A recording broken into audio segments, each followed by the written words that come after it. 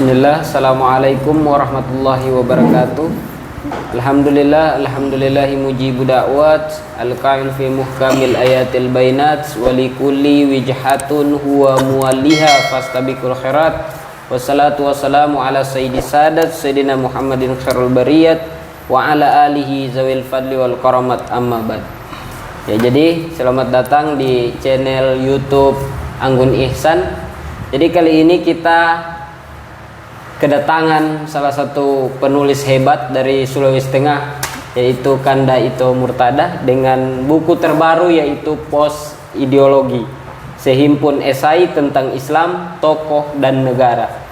Jadi bagaimana ini Kanda? Barangkali langsung saja saya mau bertanya kepada sang penulis kita. Kira-kira ini dalam buku ini itu apa motivasinya, Kak? Motivasi di awal sehingga tercipta buku ini, atau apa yang melatar belakangi hingga esai-esai ini kayak itu Kanda himpun begitu menjadi salah satu buku.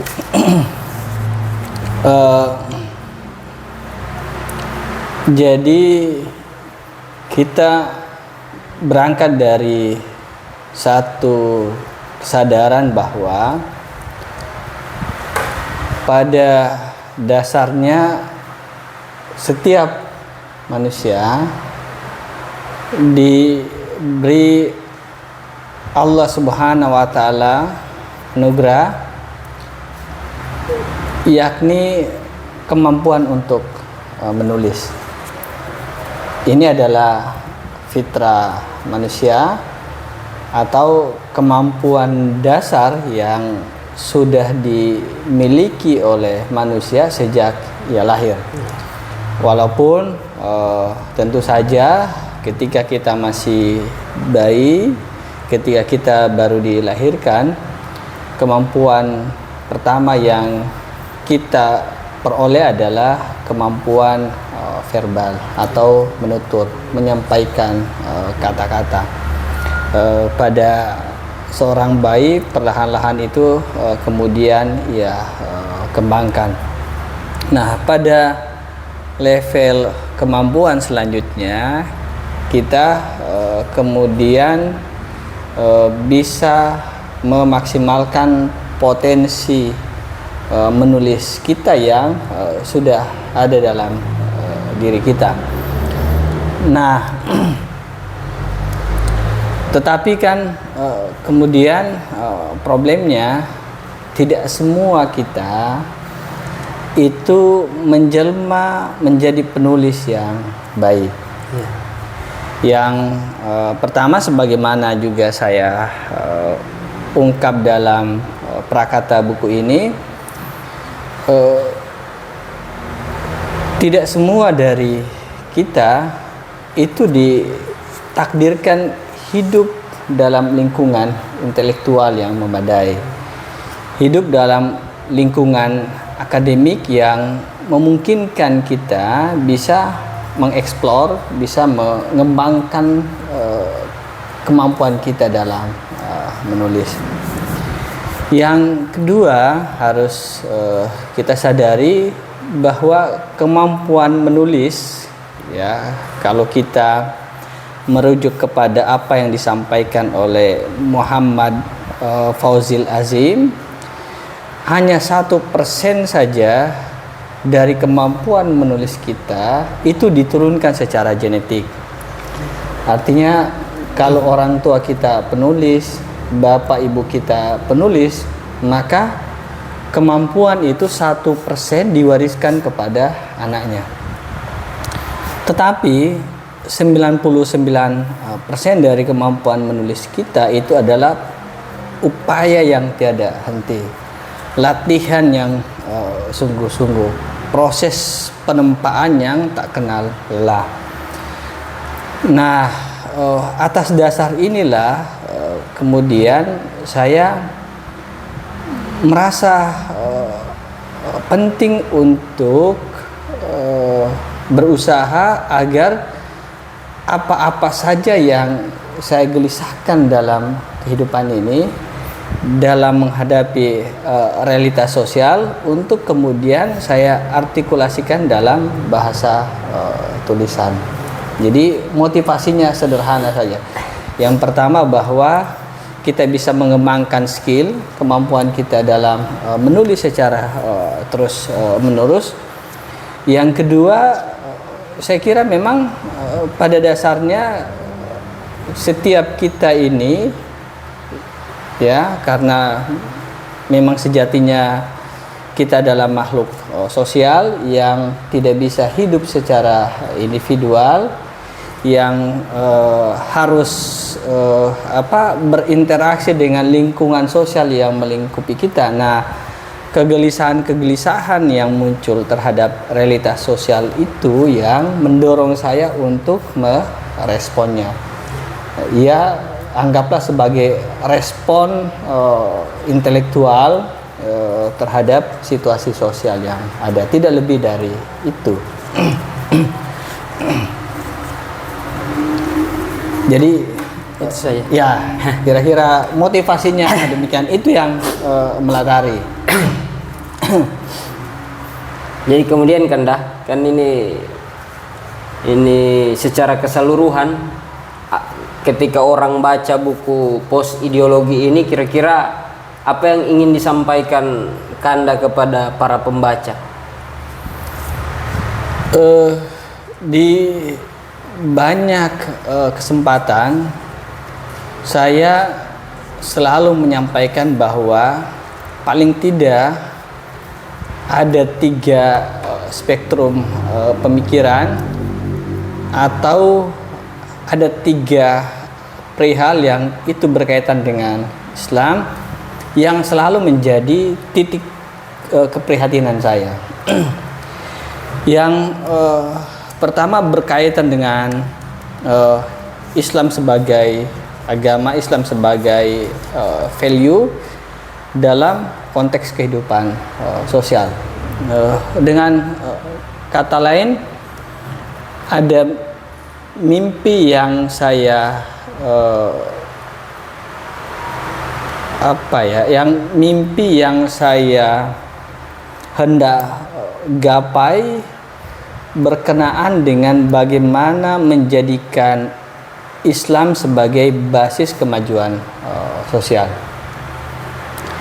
Kan selama ini dalam perspektif mainstream, ya, atau pandangan umum masyarakat, agama hanya sekedar ditempatkan sebagai sesuatu yang bersifat ritual individual. Kalau kita berbicara soal agama, maka kemudian yang dianggap sebagai sesuatu yang beririsan dengan agama adalah tindakan-tindakan atau aktivitas yang berkaitan dengan ibadah-ibadah yang bersifat ritual semata. Agama sekedar ditempatkan, ya, pada urusan-urusan yang bersifat pribadi, yang menyangkut hubungan kehambaan antara kita sebagai makhluk dengan Tuhan sebagai pencipta. Ya, sederhananya bahwa agama ini tidak lebih dari sekedar urusan sholat, urusan puasa, urusan zakat, urusan ibadah haji. Nah, padahal dalam pandangan Jalaluddin Rahmat misalnya, kata Kang Jalal, sebagian besar dari isi teks Al-Quran itu menyangkut soal-soal yang bersifat sosial, berdimensi sosial. Anjuran untuk memperbaiki tatanan sosial, anjuran untuk menegakkan amar ma'ruf nahi mungkar, ya, anjuran untuk menciptakan satu tata kehidupan yang berkeadilan. Ini adalah dimensi sosial dari agama, dan itu ada di semua agama yang hidup di muka bumi ini. Nah, jadi idealnya agama ini harus kita dorong, harus kita drive menjadi satu dasar, satu bahan bakar untuk menegakkan kehidupan sosial yang baik.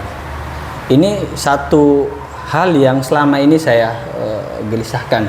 Nah, oleh karena itu kalau teman-teman membaca buku post ideologi, warnanya demikian.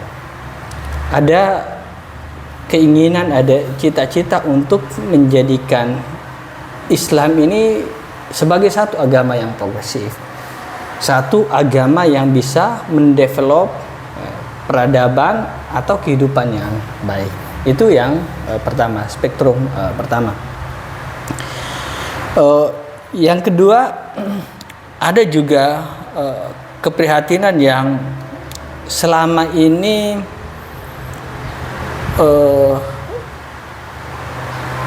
menghadang saya, atau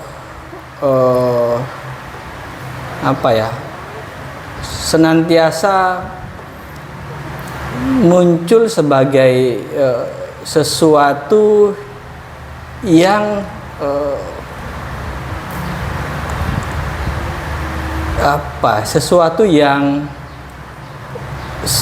senantiasa saya gelisahkan, senantiasa saya prihatin karena itu.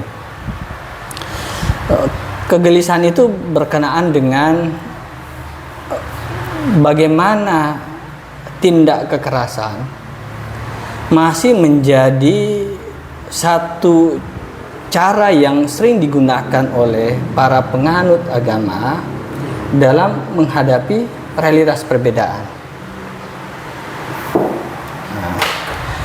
Perbedaan intern agama misalnya, antar mazhab dalam Islam, perbedaan antara agama satu dengan agama yang lain, sejauh ini masih direspon dengan tindakan-tindakan yang tidak baik, tindakan-tindakan yang tidak terpuji, atau bahkan dalam kadar tertentu memuncak menjadi satu tindak kekerasan terhadap kelompok yang berbeda. Penerimaan terhadap apa yang kita sebut sebagai keberbedaan yang lain, the other, itu masih menjadi sesuatu yang susah untuk dilaksanakan atau diimplementasikan dalam kehidupan sehari-hari. Nah, sementara pluralisme atau multikulturalisme ini adalah sesuatu yang bersifat sunatullah. Ya, sudah ada sejak kehidupan ini tercipta. Nah, oleh karena itu respon kita terhadap keberbedaan tadi harusnya tidak demikian. Kalau ada kesadaran bahwa kehidupan ini memang multikultural, kehidupan ini memang plural, begitu. Nah, ke depan dalam hemat saya, mau tidak mau tata dunia global harus dibangun dengan kesadaran pluralistik ini, kesadaran multikultural. Nah, ini yang hendak diinjeksikan atau kita diseminasi kepada para pembaca melalui tulisan-tulisan yang ada di sini. Yang ketiga berkaitan dengan perkembangan sains dan bagaimana relasinya dengan agama-agama yang ada. Nah, kita tahu persis dunia barat sekarang ini muncul sebagai satu kekuatan yang maju dalam urusan teknologi Ya. dan sains. Ada pertanyaan yang selalu menggelitik hati saya. Kenapa di negara-negara Muslim, negara-negara yang di masa lampau pernah menjadi pusat peradaban dunia, pernah menjadi kiblat intelektual dunia, ya, pada babak kehidupan selanjutnya secara perlahan-lahan mengalami kemunduran secara intelektual, atau bahkan ada kecenderungan untuk anti sains, menolak sains. Ada pemisahan antara sains dan agama, seolah-olah sains adalah satu kutub tersendiri, ya, dan kemudian agama satu kutub tersendiri.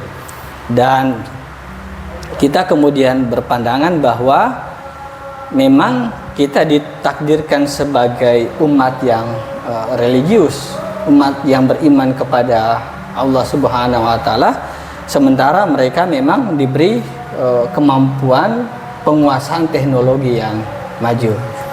Ini kan tidak kompatibel dalam konteks menjawab tantangan zaman di hari-hari ini dan di masa-masa yang akan datang. Apakah sains itu adalah sesuatu yang terpisah dari agama, atau sesungguhnya bisa kita rajut satu hubungan yang integratif antara agama dan sains? Agama ini tidak bermusuhan dengan sains. Kira-kira demikian. Itulah yang dalam setiap momen yang muncul saya coba refleksikan melalui tulisan-tulisan yang ada di buku ini. Jadi kan menarik sebenarnya tentang apalagi ini ideologi. Kalau persoalan ideologi itu sempat saya baca juga ada disampaikan dari salam diganti jadi Assalamualaikum warahmatullahi wabarakatuh, diganti menjadi salam Pancasila. Ya. Itu bagaimana pandangan dari Kanda sendiri melihat fenomena itu? Apakah itu memperkuat ideologi atau justru itu melemahkan, atau ini melahirkan satu konflik baru antara agama dengan ini cara bernegara? Jadi seakan-akan dipisahkan, kan ini sekularisme ini kan. Ya. Memang kalau kita melacak perjalanan sejarah bangsa di masa lampau, ada fase di mana ideologi begitu kental diimani, terutama oleh para intelektual kita. Itu kalau kita bisa sederhanakan, bentangannya kurang lebih pada masa-masa pra kemerdekaan. Kan sudah ada perdebatan ideologi di sana soal sebenarnya Indonesia ini hendak, ya, kita bangun dengan menggunakan basis ideologi yang mana. Sampai pada tahun 80-an atau bahkan 90-an ketika Orde Baru hendak rubuh. Nah, jadi pengelolaan negara ini, ya, atau arah masa depan negara ini masih dikendalikan oleh satu pandangan ideologi tertentu. Dalam konteks sejarah bangsa kita, ada paling tidak 3 ideologi dominan yang bertarung di situ. Yang pertama ada sosialisme, yang kedua ada kapitalisme, terus ada Islamisme, atau bahkan juga ada nasionalisme yang muncul. ya kapitalisme tidak dominan. Yang dominan waktu itu adalah sosialisme, nasionalisme dan Islam. Nah, itu era ketika kita baru lepas dari kungkungan penjajahan dan hendak menentukan arah baru kehidupan bernegara bangsa. Nah, konflik atau pertarungan antara elit itu selalu dipicu atau digerakkan oleh keyakinan ideologis dari masing-masing tokoh. Misalnya kita sebut contoh ketika Musso hendak mendirikan negara Indonesia Soviet yang kemudian berujung pada kematiannya bersama-sama Amir Syarifuddin. Nah, sekali lagi itu digerakkan oleh perdebatan atau perbedaan ideologi. Ada Soekarno di satu sisi yang menganggap bahwa negara Republik Indonesia sudah final, ya, dengan menyandarkan diri pada satu ideologi, ya katakanlah nasionalistik, yang bercorak nasionalistik. Nah, sementara di sisi lain ada Musso Amir Syarifuddin yang berkeyakinan untuk bisa maju Indonesia harus menggunakan ideologi Marxisme atau sosialisme. Nah, di wilayah lain juga muncul namanya Kartosuwiryo yang meyakini bahwa Islam ini adalah ideologi yang benar, ideologi yang paling pantas untuk kemudian kita jadikan sebagai bangunan dasar dalam mengelola bangsa. Nah, tapi apakah kemudian ideologi ini menjadi alat pemecah belah bangsa? Saya kira memang sifat ideologi demikian. Ideologi ini membelah. Coraknya pasti oposisi biner, lawan kawan. Ya, orang yang sebangun dengan kita, seideologi dengan kita atau tidak. Nah, tetapi kan sekarang bisa kita sebut era itu telah selesai. Ya, kita kemudian memfinalisasi Pancasila sebagai ya falsafah, ya, sebagai asas dalam kehidupan kita. Nah, tetapi kan gejala belakangan ini bisa kita sebut sebagai gejala post ideologi, pasca ideologi. Ketika kemudian kehidupan kita atau aktivitas kita tidak lagi digerakkan oleh sesuatu yang bersifat ideologis. Kita cenderung lebih pragmatis dalam dalam menentukan sesuatu. Pertimbangan kita menjadi cenderung lebih pragmatis ketimbang ideologis. Inilah era yang kemudian kita sebut sebagai era pasca ideologi.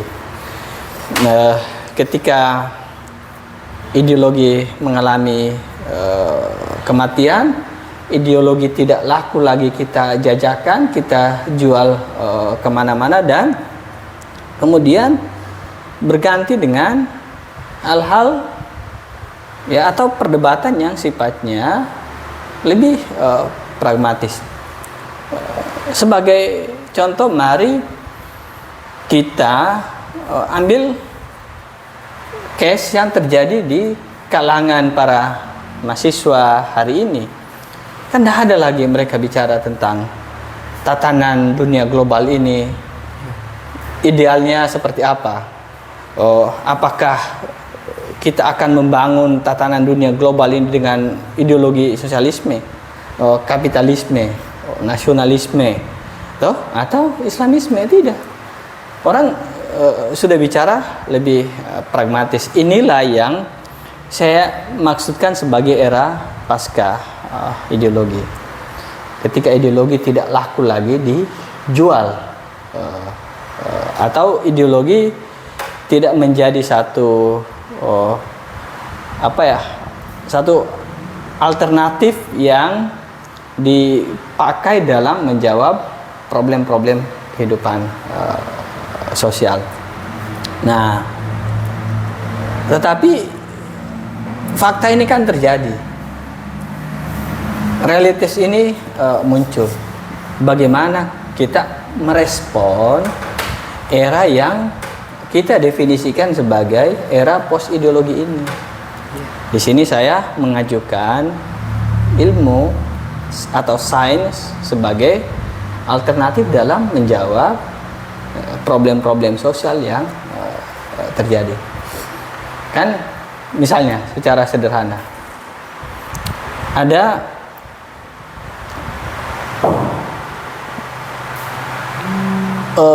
misalnya sekarang pertarungan yang dibuka oleh Amerika, tarif dagang.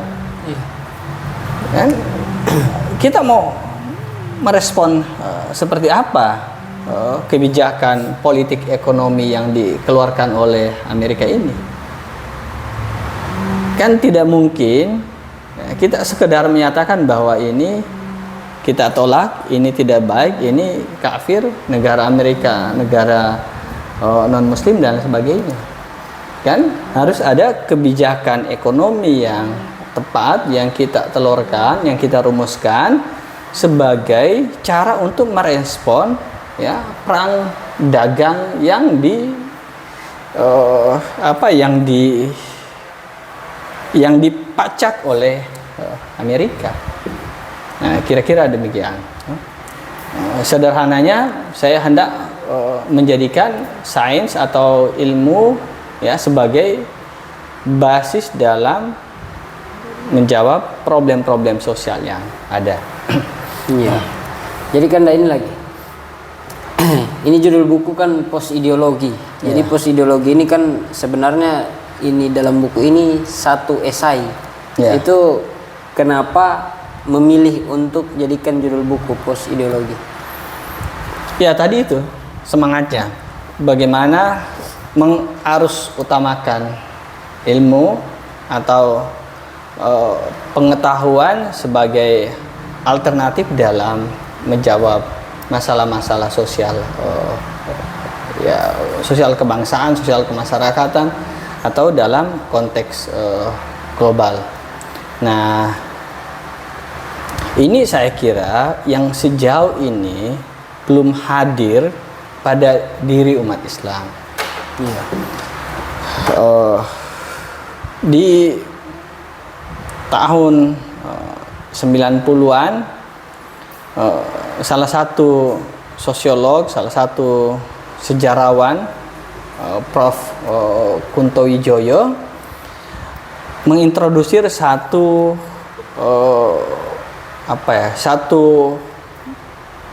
model, satu paradigma yang sebut sebagai paradigma Islam profetik atau ilmu-ilmu sosial profetik. Nah, ini berangkat dari apa yang sebut sebagai pengilmuan Islam.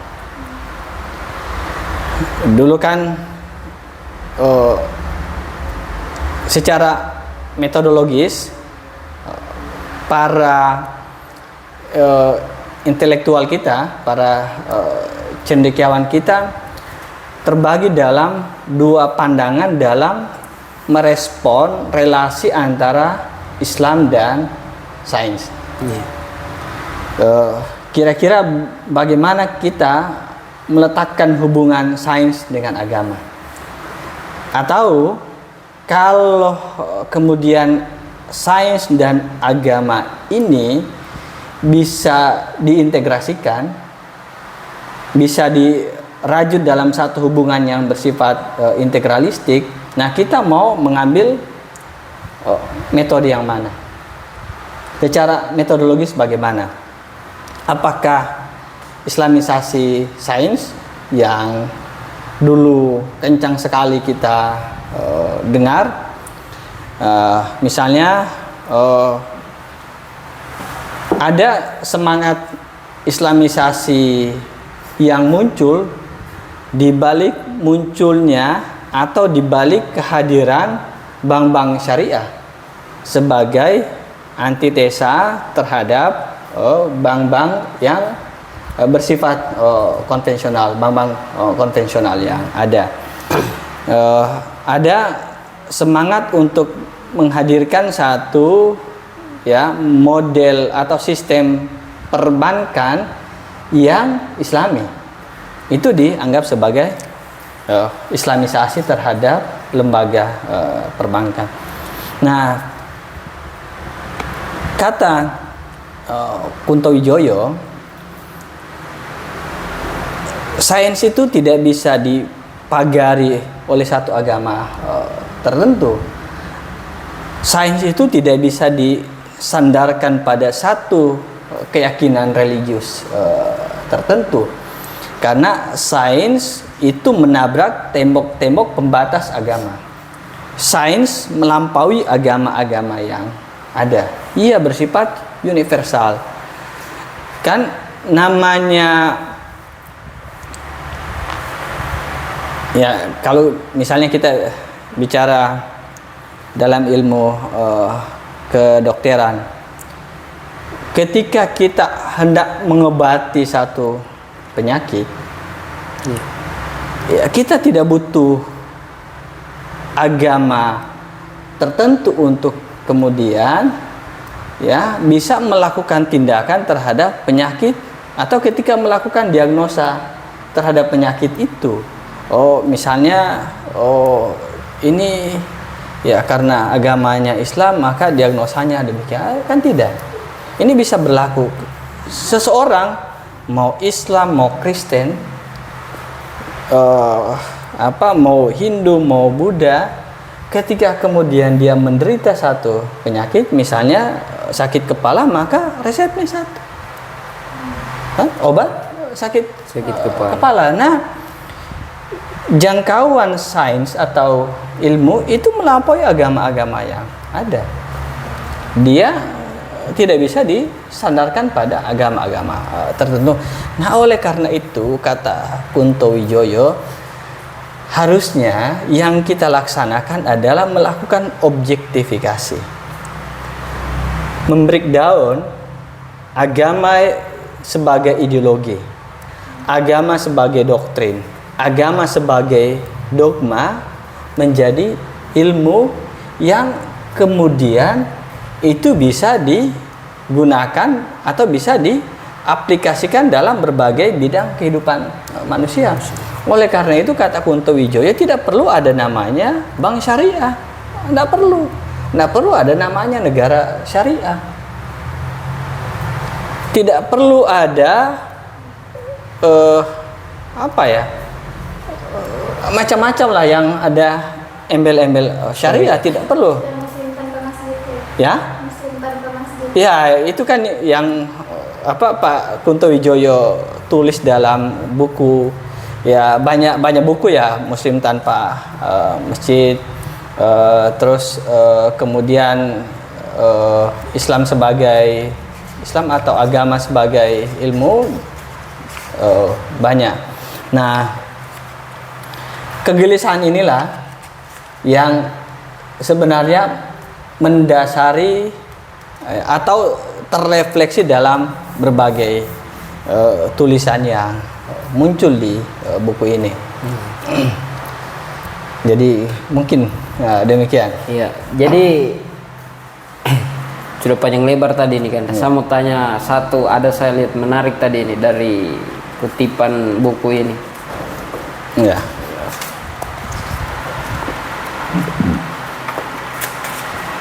halaman 99 dia. Ya. Takdir. Ya. Ya, ada kutipan di awalnya itu, tak jarang atas nama Tuhan kita sering memunggungi akal sehat. Itu maksudnya apa kan? Nah, bisa dijelaskan tuh. Jadi tulisan ini tidak bisa kita lepaskan dari konteks sejarah atau dalam Islam asbabun nuzul, ya, sebab dituliskannya esai ini kan, atau lingkungan sosial seperti apa yang kemudian mendorong lahirnya tulisan yang bisa memicu lahirnya sebuah tulisan. Tulisan atau esai takdir ini saya tulis ketika COVID lagi membabi buta, menyerang hampir semua masyarakat dunia kala itu. Nah, pada saat itu cara pandang kita, terutama umat Islam ya, itu terbelah menjadi dua. Satu, cara pandang yang meyakini bahwa COVID ini adalah takdir kita. COVID ini adalah sesuatu yang memang diturunkan oleh Allah Subhanahu wa taala kepada kita. Oleh karena itu, ya, kita cukup meresponnya dengan pasrah, dengan tawakal. Ini kan takdir kita. Kemiskinan, penyakit, kematian, atau apa-apa saja yang kita alami dalam hidup, ya, selalu kemudian kita pandang sebagai takdir yang tidak patut kita pertanyakan atau tidak patut untuk kemudian kita persoalkan. Kita jalani saja. Kalau saya memang susah, itu ya karena takdir saya, kan begitu. Kalau saya bodoh, saya tidak pandai, itu memang takdir saya. Jadi tidak ada jalan yang tersedia bagi saya untuk bisa mencerdaskan diri karena memang takdir saya bodoh. Ini kan satu cara pandang Jabariyah yang fatalistik, tetapi sayangnya menjadi cara pandang mayoritas umat Islam. Dan saya selalu menyebut sebagai sumber dari ketertinggalan umat Islam. Nah, sementara di negara-negara sekuler atau bahkan negara-negara yang kita stempeli kafir, mereka kemudian merespon penyakit ini, COVID ini, sebagai sesuatu yang harus dicarikan solusinya. Nah, solusinya apa? Riset, lakukan penelitian.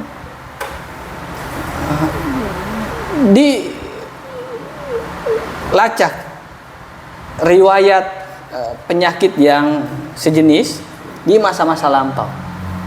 Kan itu ada, terjadi dalam babak sejarah sebelumnya, terjadi penyakit dengan gejala yang sama itu kemudian membunuh jutaan manusia. Artinya negara-negara sekuler ini merespon situasi, merespon penyakit yang ada dengan ilmu, dengan sains. Dan terbukti kemudian bahwa penyakit ini hanya bisa diputus, hanya bisa diatasi dengan sains, bukan dengan agama. Iya kan? Iya, iya. Nah, ini satu masalah besar dalam dalam konteks keberagamaan kita hari ini. Kan saya masih ingat persis bagaimana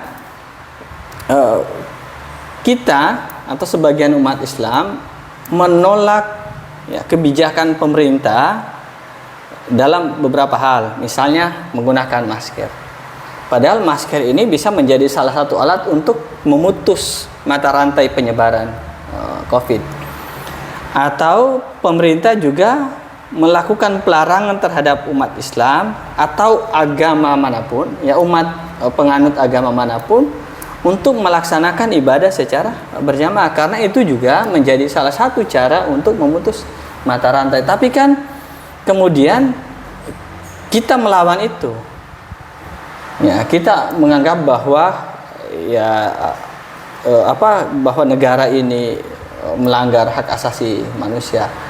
Negara melanggar kebebasan bagi setiap penganut agama dalam menjalankan ibadah. Nah, ada sebagaimana ditunjukkan di sini secara menarik oleh Murtada Mutaharim, ada definisi yang keliru terhadap apa yang disebut dengan takdir itu. Takdir seolah-olah dipandang sebagai sesuatu yang gaiban, sesuatu yang final, atau sesuatu yang sudah ada dari sononya, sudah tertuliskan dalam di Lauful Mahfuz. Nah, padahal misalnya saya bacakan di sini secara menarik. Ini saya kutip dari bukunya Murtada Mutahari yang berjudul Keadilan Ilahi. Satu, bahwa Tuhan adalah sumber segala penciptaan. Itu. Yang kedua, bahwa semua yang diciptakan, juga bahkan proses penciptaan itu sendiri tunduk pada hukum penciptaan. Itulah yang disebut dengan sunnatullah. Yang ketiga, hukum yang berlaku di alam semesta ada yang sama sekali tidak bisa dipengaruhi oleh tindakan manusia. Itu sesuatu yang bersifat takwini, dan ada pula yang dapat diubah atau diusahakan melalui serangkaian tindakan manusia, tasyri'i. Jadi takdir itu ada dua, ada yang takwini dan tasyri'i. Misalnya bahwa manusia seperti ini modelnya, itu adalah sesuatu yang takwini. Nah, tetapi ada takdir yang masih bisa kita ubah. Nah, misalnya begini. Adalah niscaya atau hak prerogatif Tuhan, kita diciptakan dengan 2 bola mata, 2 kaki, 2 tangan, dan lain sebagainya. Kita tak bisa meminta untuk diciptakan dengan 5 kaki. Kan begitu? Iya. Jadi secara takwini memang demikian manusia dikreasi oleh Allah Subhanahu wa taala. Dia punya 2 bola mata, dia punya 2 kaki. Nah, tetapi dengan serangkaian tindakan kita bisa mengubah kayu menjadi kursi, meja, pagar, dan lain sebagainya. Nah, apakah itu lepas dari Tuhan, kata Murtada Mutahari, atau apakah dengan demikian kita menjadi Tuhan pencipta? Tentu saja tidak. Kita mengikuti ketentuan Tuhan yang bersifat tasyri'i, mengusahakan terciptanya kursi, meja, dan pagar melalui serangkaian tindakan kita. Kan? Atau bisa juga misalnya ada peristiwa yang menimpa Imam Ali. Ini juga sesuatu yang menarik. Suatu ketika Khalifah keempat Ali bin Abi Thalib sedang duduk di pinggir sebuah dinding. Tiba-tiba beliau menyadari bahwa dinding itu sudah miring dan akan segera roboh. Lalu beliau segera menjauh darinya. Karena itu salah seorang yang hadir di situ bertanya, apakah dari ketentuan Allah engkau lari wahai Ali? Artinya harusnya kalau kita mau menggunakan perspektif Jabariyah, tidak usah lari, karena itu kan takdir kita. Tetapi kata Imam Ali, saya masih bisa berikhtiar.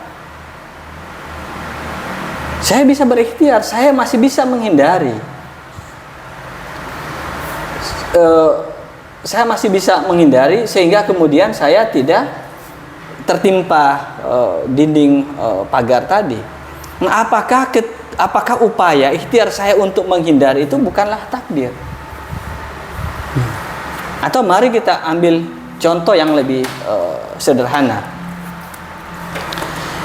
Kalau kita jalan di tengah jalan, maka pasti kita ditabrak kendaraan, kan begitu?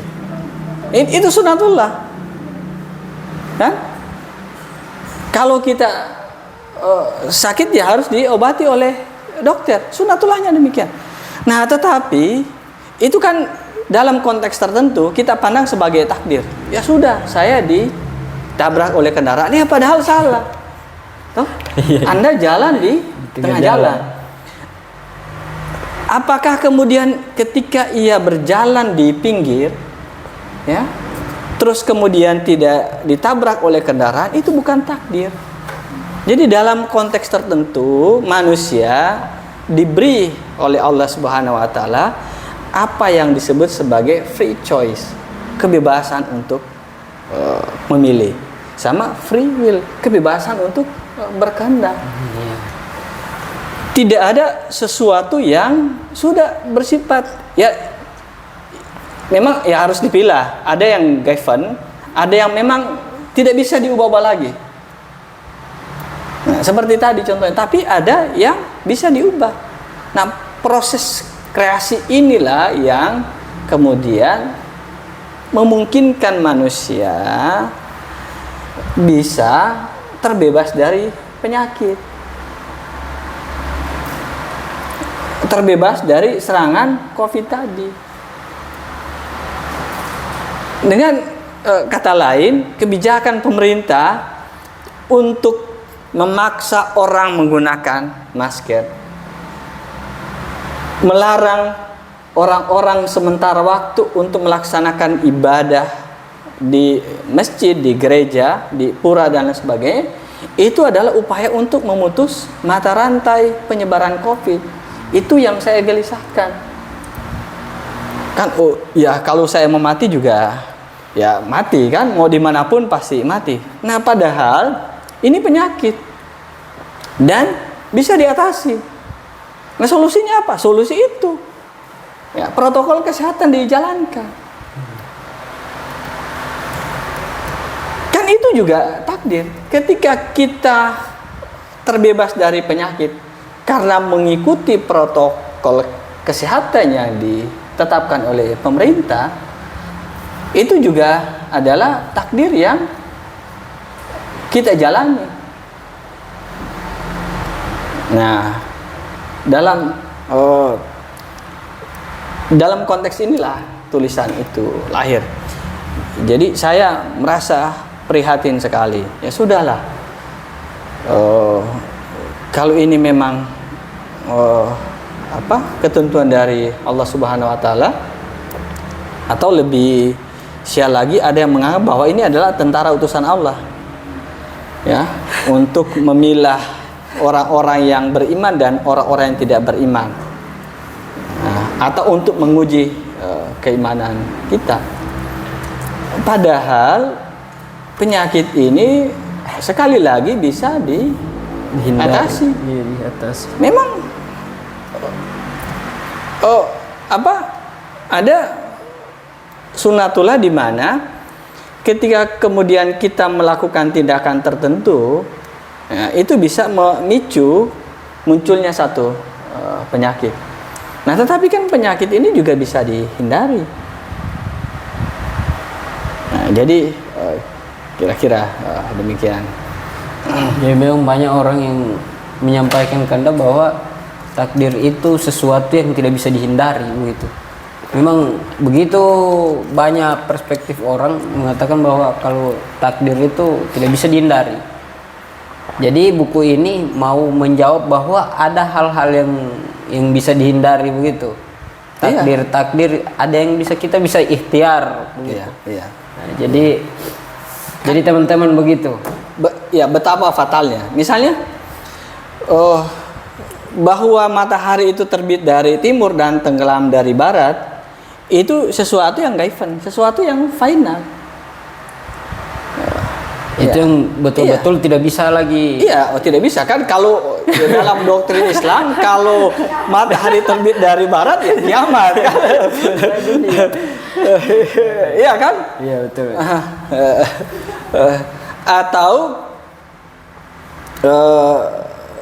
ketika seorang laki-laki dan perempuan membina rumah tangga dan melakukan hubungan kasarnya, minta maaf, maka kemudian pasti lahir anak. Tapi kan kemudian orang tua ini bisa memilah apakah anaknya lahir sehat atau tidak sehat. Kan tergantung dari perilaku ibu. Kesehatan anak yang dilahirkan itu kan tergantung, salah satunya tergantung dari perilaku ibu. Bagaimana ia menjaga makanan, menjaga kondisi kesehatannya selama hamil dan lain sebagainya. Bahwa ketika kita melakukan hubungan suami istri, kemudian lahir anak, ya itu takdir. Kan begitu. Nah, tetapi kalau hal-hal yang berkaitan dengan bagaimana kesehatan, mentalitinya dan lain sebagainya, itu adalah sesuatu yang bisa direncanakan. Dipilah. Nah, atau kita ambil contoh lain lagi.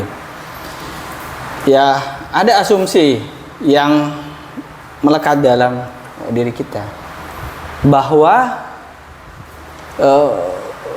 kita ini bodoh, ya. Kita ini tidak cerdas. Ya. Kalau kita ketemu orang-orang yang cerdas, orang-orang yang pintar, ya memang mungkin takdir saya ini begini, kan? Ya, orang-orang Yahudi, orang-orang Nasrani itu diberi keistimewaan, diberi anugerah oleh Allah untuk menjadi orang-orang cerdas. Padahal kita tidak pernah baca.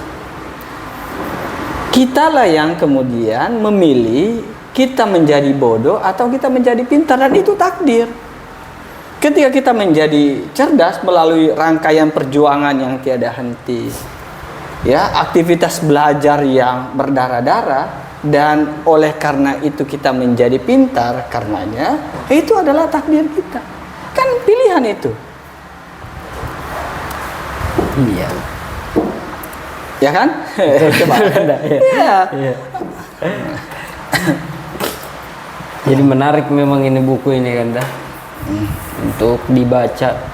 Kemudian Kanda, dari seluruh esai ini, kira-kira mana yang ini,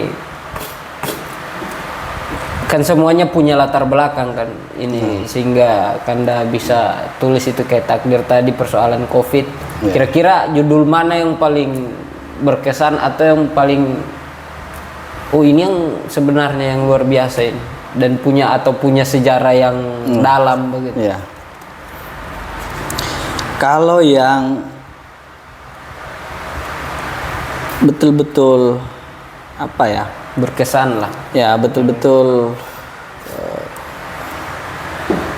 berkesan itu tulisan tentang altruisme.